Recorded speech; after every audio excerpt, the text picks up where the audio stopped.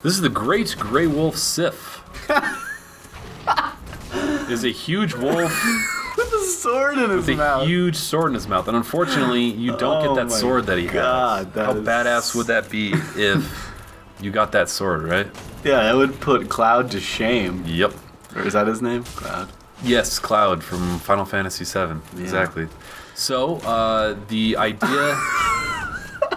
That is the funniest looking boss I think I've ever seen. So the best way to get through this boss fight is do everything you can to stay super close to him. Like make a couple attacks you have to watch out for. Put some peanut butter on your balls, and then he'll forget what he's doing. So he has a couple different attacks, but the one you have to watch out for most is when he swings in that direction right there. He does a double swing, which gives you very little time to react. And with this character, I had enough stamina that I could block both of those attacks without getting damaged.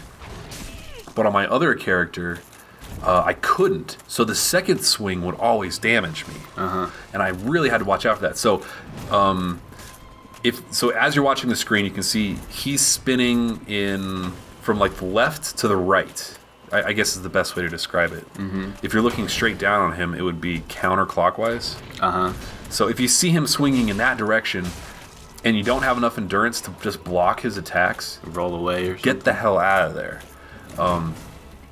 Otherwise, just try to stay as close to him as possible, and like try to get under his feet, or like directly under his body, and he won't be able to like really get a good attack on you. Now, one of the tricks for this boss is that if you attack one of his... pretty sure this is how it works. If you attack one of his legs long enough, he'll get crippled, and he moves significantly slower. Like he starts like gimping around like a hurt dog. Yeah. And that makes finishing him off a lot easier. And now, I'm pretty sure that it's his front left one, because like... I did on this time through. I focused on his front right paw leg the entire time. Amateur mistake. Amateur mistake. I know. Like I'm sorry.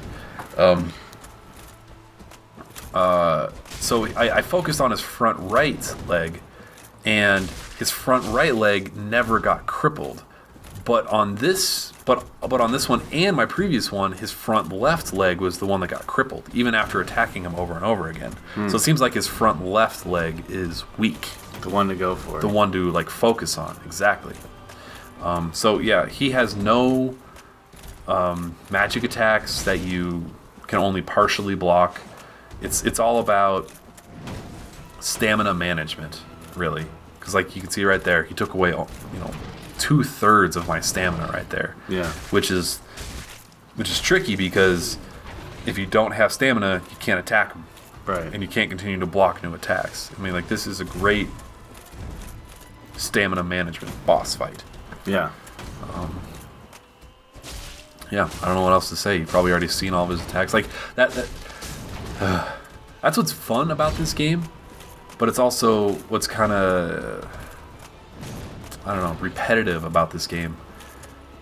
So this game has some of the craziest looking bosses I've ever seen. Right. And this wolf is 100% normal, except he has a sword in his mouth. Right. Which makes it the craziest boss of them all. Well, this game kind of reminds me of, like, Shadow of the Colossus. Because the boss fights are huge. Now, obviously, Shadow of the Colossus, it was only giant boss fights.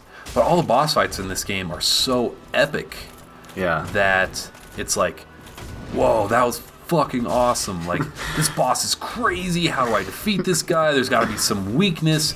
Oh, that's the weakness. I get it now. Yeah. It's like when you see it, you got it.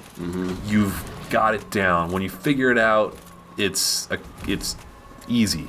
Right. You almost feel like you're cheating it. Like, oh, where did I hear this? Oh, it was a Giant Bombcast. They were talking about... So, someone said that they weren't good at Dark Souls. They were good at exploiting the bad AI in Dark Souls. And then the retort to that was, You're good no, at Dark you Souls." are good at Dark Souls. That's the whole point. The whole point is to figure out the AI, figure out their tricks, figure out their patterns, figure out how they move, because they move in very predictable ways. Yeah. You know, It's a puzzle. Almost. it is a puzzle. It's an action puzzle. It's an action puzzle game, I guess. You know, New genre. new genre. Yeah.